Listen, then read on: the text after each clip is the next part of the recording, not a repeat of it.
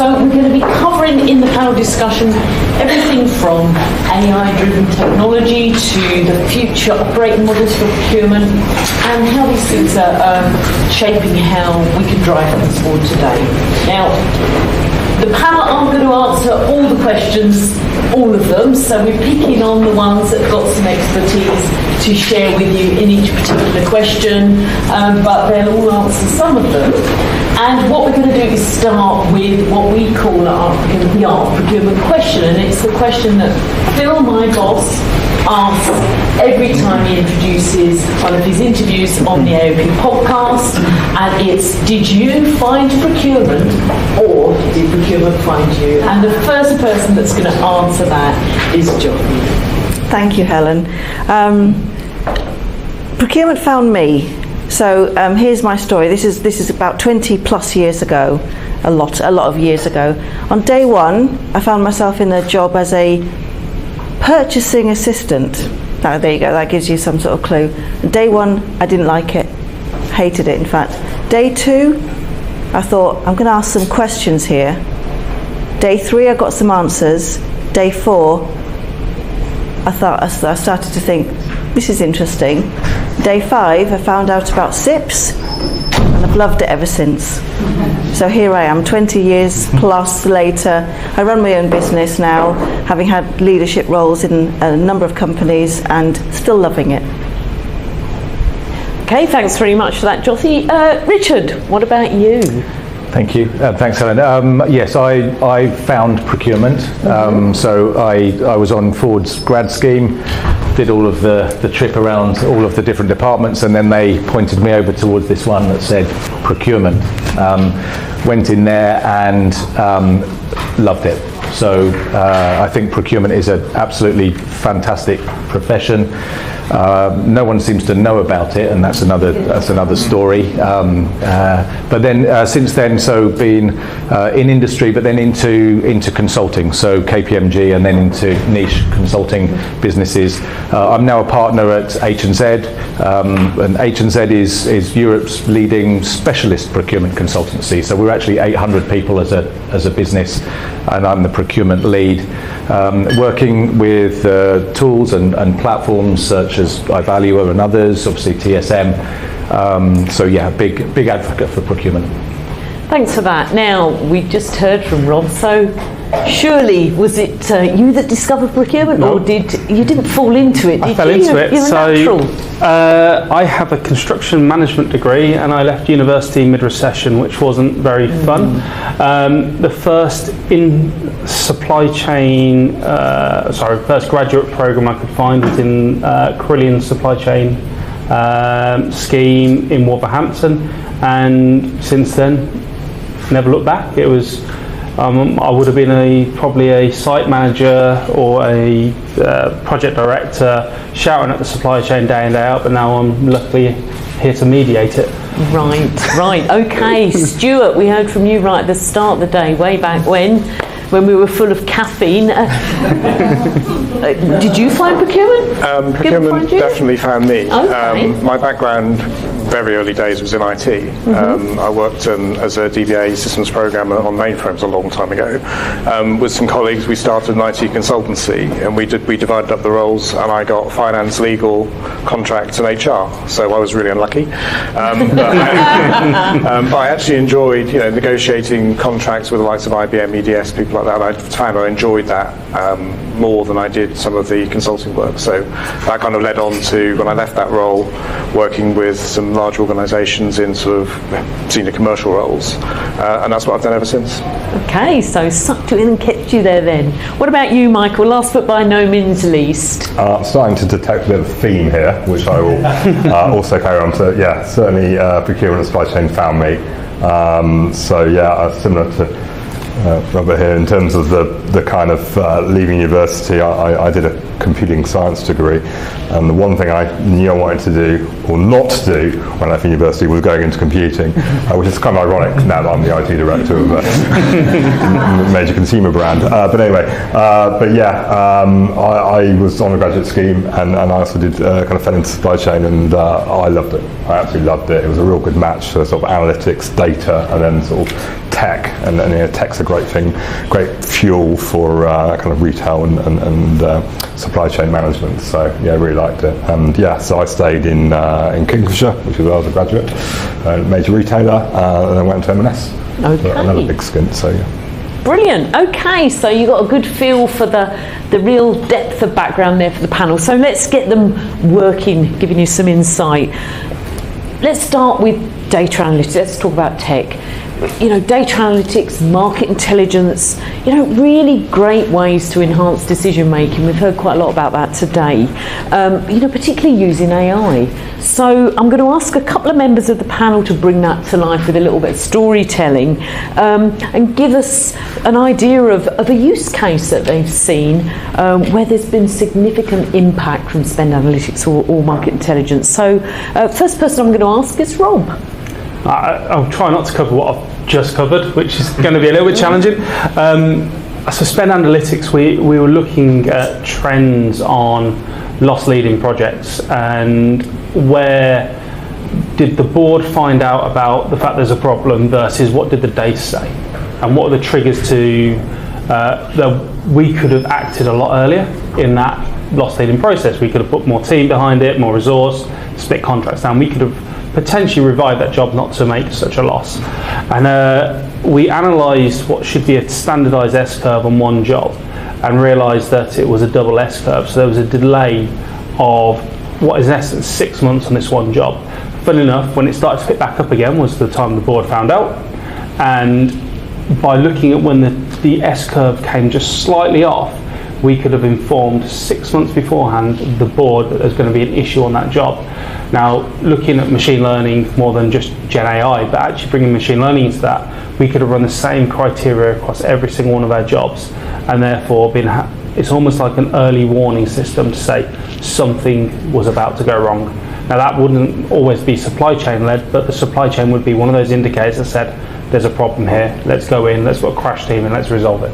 That's brilliant. That's really brought it to life for me, just thinking about how all of that data can actually lead to some insight. Michael, let me bring you in here now. I know you're a bit of a newbie to the space, but you've been in supply chain a very long time. Have you got a use case for us around market intelligence, spend analytics you'd like to share? Yeah. I mean, I think I'm sure common with everyone on the panel and with everyone in the room. We're kind of heavily reliant on a lot of market data to drive our procurement decisions. We need to keep on track of commodities and what's happening in certain regions. We buy absolutely all over the globe, as you can imagine. I've actually got a bit of an example which is slightly different. So we're a services company fundamentally, and our customers own us. So we're a little bit like John Lewis. We're kind of membership led. One of the things that we've done in terms of listening to what our customers want is actually democratizing or making our own data available for the benefits of our members and our customers. So if you're running a Subway store, you probably are not, these are kind of relatively small unit owner operators. They're not necessarily, data scientists, shall we say. So we came up with the idea of actually, for a portal, giving them access to the data assets that we use internally for our own procurement decisions, but actually kind of flipping that around to actually help them with determining how they can essentially kind of run their businesses more profitably by understanding the ingredients that they're using and tracking the prices of those ingredients, which is the data that we're feeding them, and then they can make decisions, quite frankly, because they do have a little secret here, little trade secret, they do have a little bit of latitude in terms of how they make up their sandwich themselves. So by looking at their sort of proposed sale price, they can look at the individual ingredients, so they can say, right, I'm going to use, just 4 slices of ham this month rather than 5 slices of ham, and hopefully the customer won't necessarily notice, and they can track the impact on their P&L. So they're finding that sort of service really, really helpful. And I love an example that actually contributes to the bottom line, because that's what we're all about, isn't it? Adding value to the business, not just about cost savings. But I'm wondering about gaps in data collection, and are there areas that still need addressing? And Richard, you said you've got a nice example to bring into that conversation. A little less around the data gap, but actually more the so what from it. I think what we're seeing now is that the tools that we have that we can use now as a procurement professional are amazing. You know, there are hundreds of tools out there that can help us. And if I just think about category management, you know, you can now take in so many sources of information in order to create your category. I think where the gap is, and we should think about this for the future, is our people. So it becomes a procurement professional capability issue. So can you use all of that information? The tools are not going to do it for us. We need a different capability to be able to use it all. So I think that's where we need to think a little bit ahead in terms of the composition of our teams and the capabilities of the professionals. That's brilliant. I mean, that's, at the end of the day, having all that data and not having the brain power to think about it and to get the insight that Rob's brought to life in the last. There's some great example here of like the so what. You've got it all there, but how do you apply it? Yeah, and I think another good example of the gap was the one Stuart told us about earlier about taxonomy. You talked about moving over to the UN SPCC, and different taxonomies in different parts of the system, and I'm wondering, can AI help us weave it all together? I think it would. For us, it's about getting that set up correctly before we start going down, putting all of our contracts and all our suppliers in a valuer. Because at the moment, we're just dealing with the main suppliers and the main contracts, but there's all of these other contracts out there in the business which we don't know anything about as a commercial function. And to get that spend under control as well, we're going to need everything to be consistent. So we need to get the taxonomy aligned with SAP. And once that's done, then that lays a foundation for the rest of spend management. Okay. Right, let's move along that sort of source to pay journey to source to contract to the next bit, a bit of sourcing, a bit of evaluating suppliers, getting them in place, and then managing the contracts. And we've, had some great examples of the technology that can underpin all of that process. And, when we're thinking about alignment between procurement, IT, finance, other stakeholders, during that critical period of implementation and avoiding silos. So we talked about being in silos, avoiding silos, but often silos do disrupt implementation. How do we do that? And I think, Stuart, I'd like to bring you in first to refresh our memories from the beginning of the day about how you keep everybody sort of all together in terms of that alignment. Yeah, I think there are three things. The first thing is to get the senior management buy-in to get the right SMEs and protect their time so they can contribute over the duration of the piece of work. Because having that consistency of approach, they have, if they're involved in the design and the implementation and the testing, you get a much better outcome. The second thing is to involve TSM early, or your delivery partner, which is probably going to be TSM, as early as possible so they can help you knit those things together. And I think the third thing that Karen alluded to earlier is if you've got some independent people running things like the process workshops who not necessarily SMEs, but they understand how processes work, they can make sure that people are honest and that we all keep the end-to-end process in mind. We map things out properly, we document everything, and they're independent, they're not sort of tied to any of the particular functions, so people don't feel they've got any particular axe to grind, and having those people and a good project manager I think are really helpful. And Jyoti, pulling all those people together, you've got a lot of experience from being in the procurement seat and being in the consulting seat to support people. What can you tell us about that important dynamic and managing that? Yeah, well, thanks, Stuart. Building on that, in my experience, what's really worked well is being honest about the time and effort that your SMEs and the people that are going to be involved in the project are going to need to invest. And typically it's anywhere between 30% and possibly more depending on the role.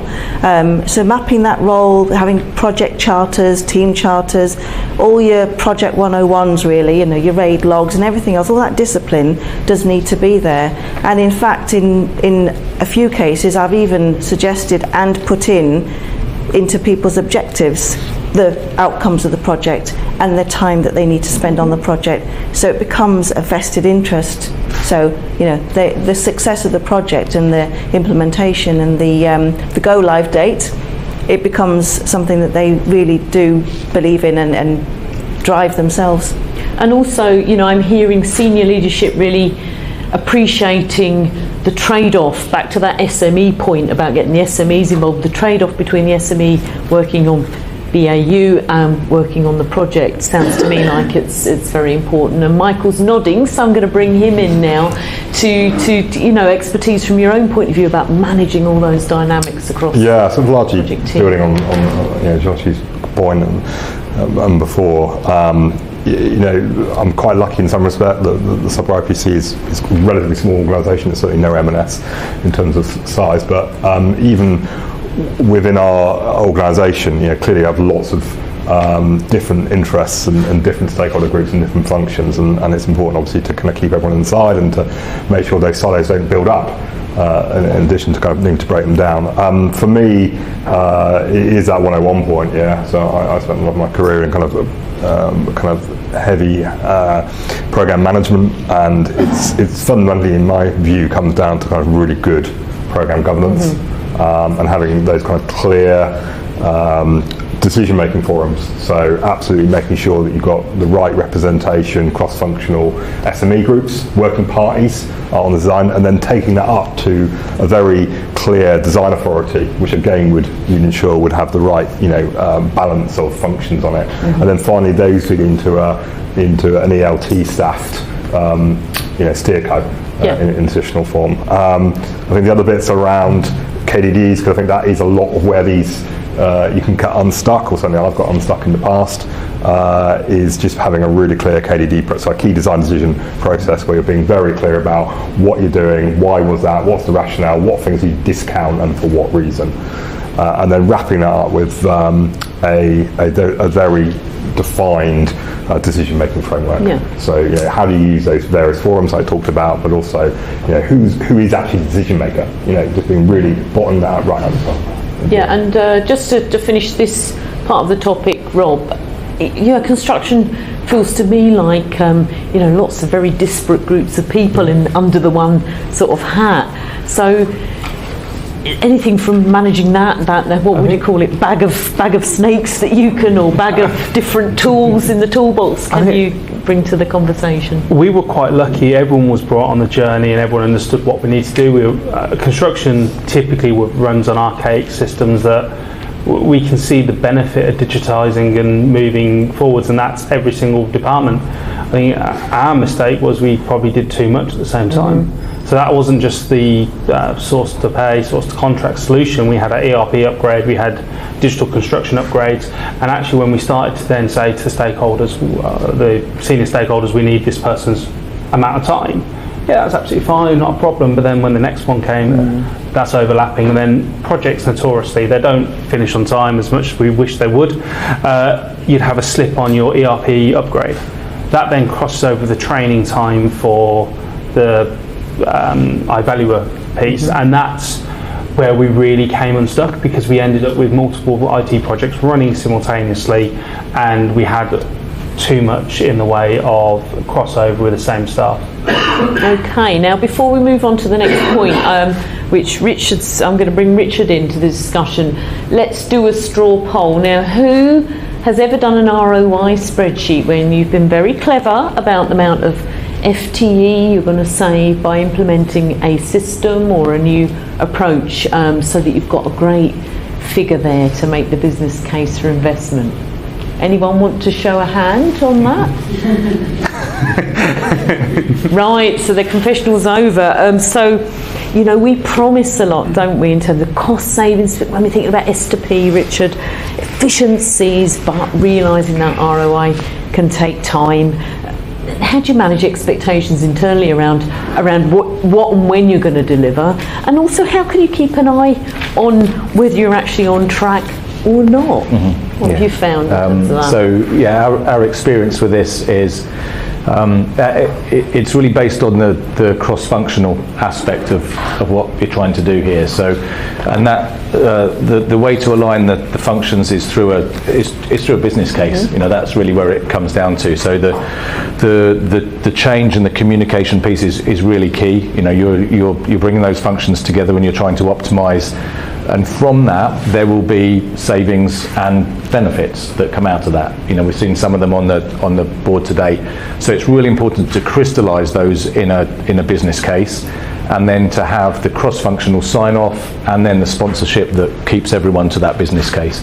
Because I think the fundamental thing here is that this isn't a procurement tool. This is a tool for the whole business to use. So you've then got the governance, you've got the sponsorship, you've got the buy-in aligned behind that business case, KPIs, milestones. Just to pick up on one thing, because often there's this sort of there's some softer stuff that comes through, you know, the kind of oh wow, you know, if we have less disputed invoices, then we're going to save this much time. You know, well, of course that only turns into a benefit if you get rid of those people in AP. So, you know, you really must have this company agreed business case, take out those ones that aren't really going to happen, and then come back to savings and benefits. And we've seen some of the benefits there. They don't have to be pound note benefits. It can be, you know, a reduction in time to go from requisition to contract. But really key that they're measured and you then track them through your process. So that's really, I think personally it's really important that we do that. Yeah, that's really good advice, because I think otherwise your CFO's asking where those FTEs are and where's the money, and you can't actually sort of serve that up.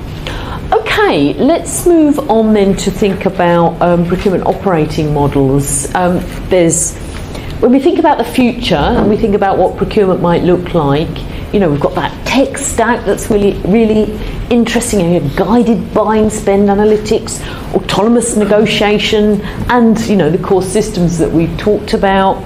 We've got some really interesting things around process and about how that might work.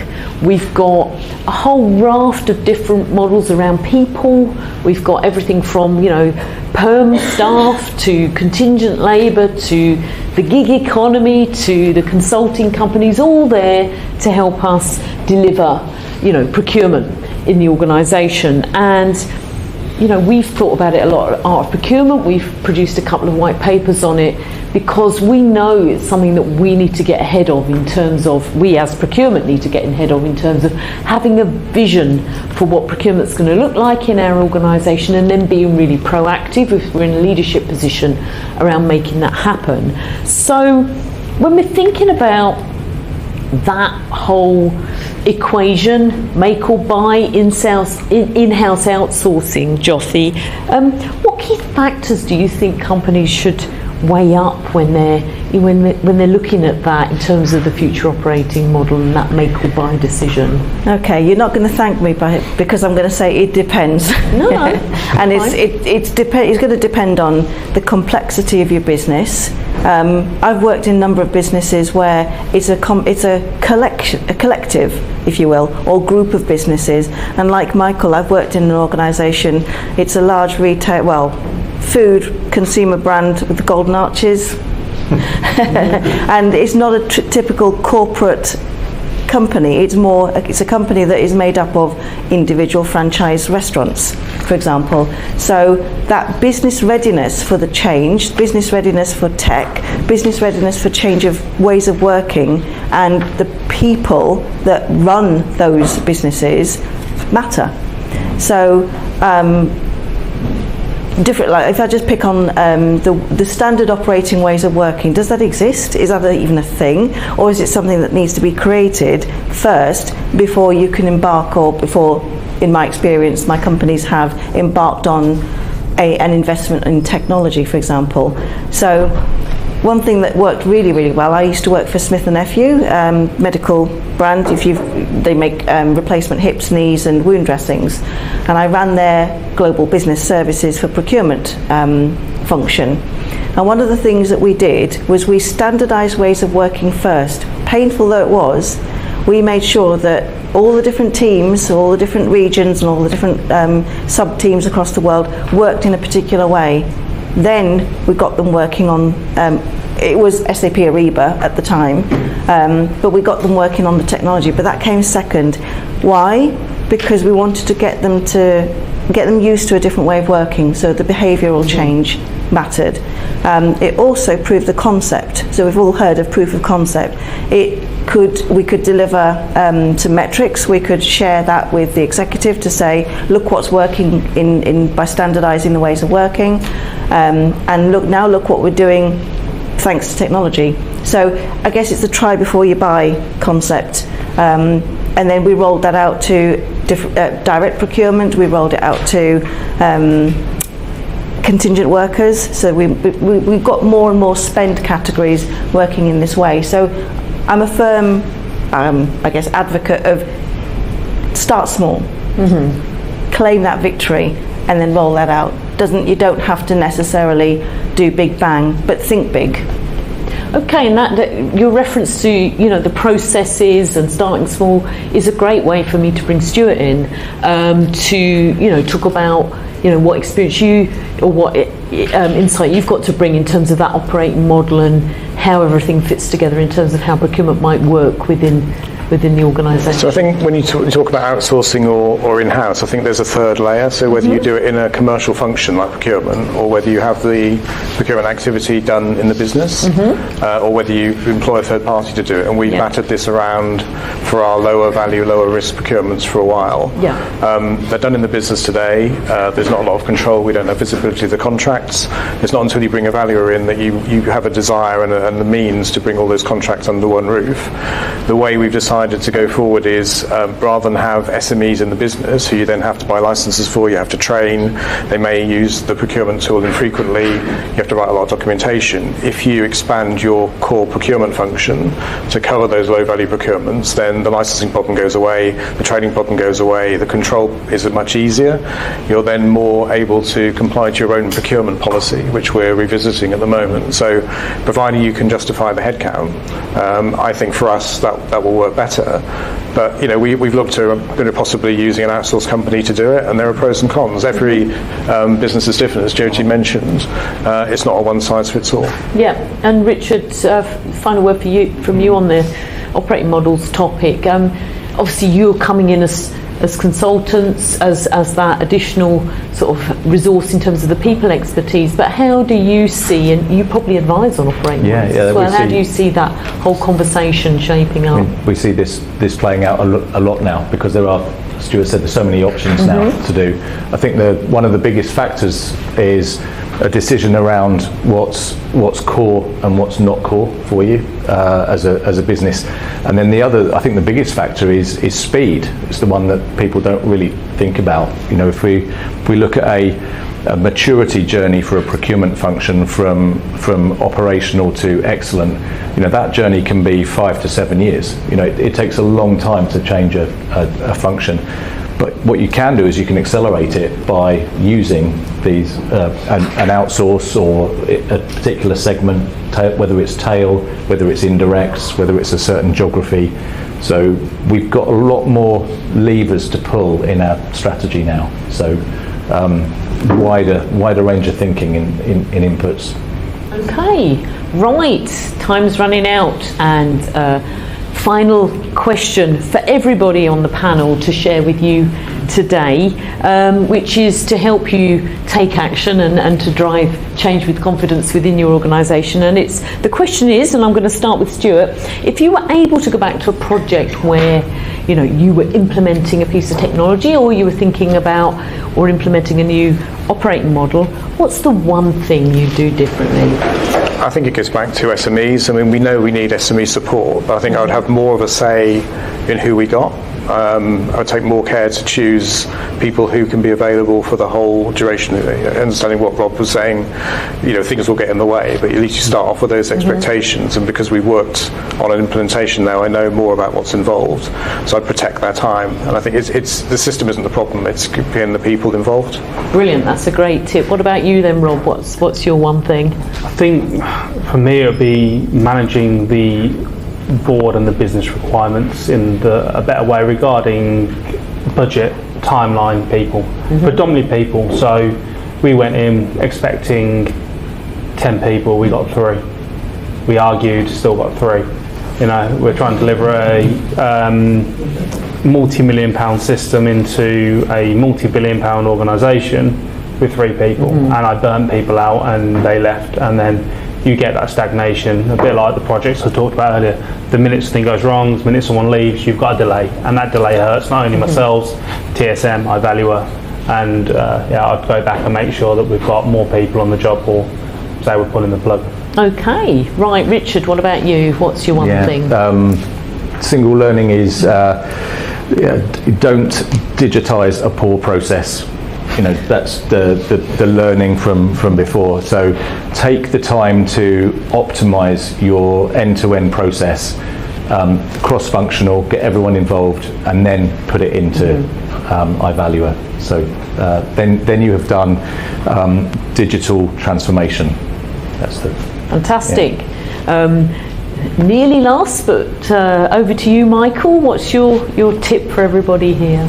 One of my sort of biggest learnings from kind of past implementations, I'm lucky to have the opportunity to actually enact that learning on this particular program, is just to deliver in an agile way. Yeah, so take it in bite-sized chunks. Certainly with guilt in the past of being too ambitious, trying to swallow everything and just delaying development. So in more recent implementations, I've adopted that, encouraged the team to adopt that, and for me it works. It enables you to de-risk delivering stuff that quite frankly is out of date, or actually you specified wrong in the first place. It enables you to continue momentum, because some of these programs are very long, aren't they? They can be multi-year, and having those successes every month or every couple of months rather than at the end is critical to avoiding that kind of fatigue that project people tend to have. And also, most critically from a business perspective, just be able to actually unlock value as you go along rather than the big value at the end. So that's my big tip. Wonderful, and over to you, Jothy, for the final word. Thank you, Helen. I actually want to give some credit and give a shout out to Karen over there in the corner. Give us a wave, Karen.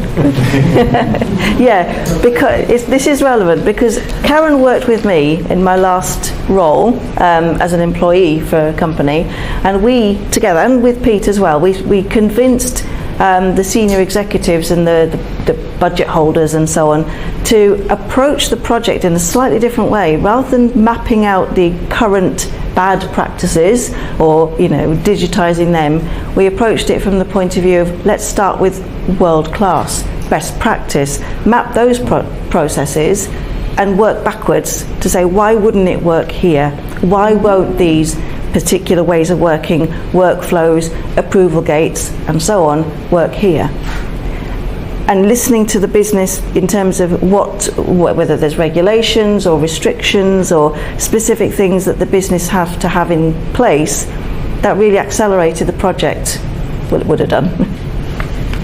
And that's wonderful. Why couldn't it work here? I think that's really quite an inspirational point to end on. So it just leaves me to thank our panel. That's Michael, Jothy, Richard, Stuart and Rob for joining me to close out the discussion today. Thanks very much.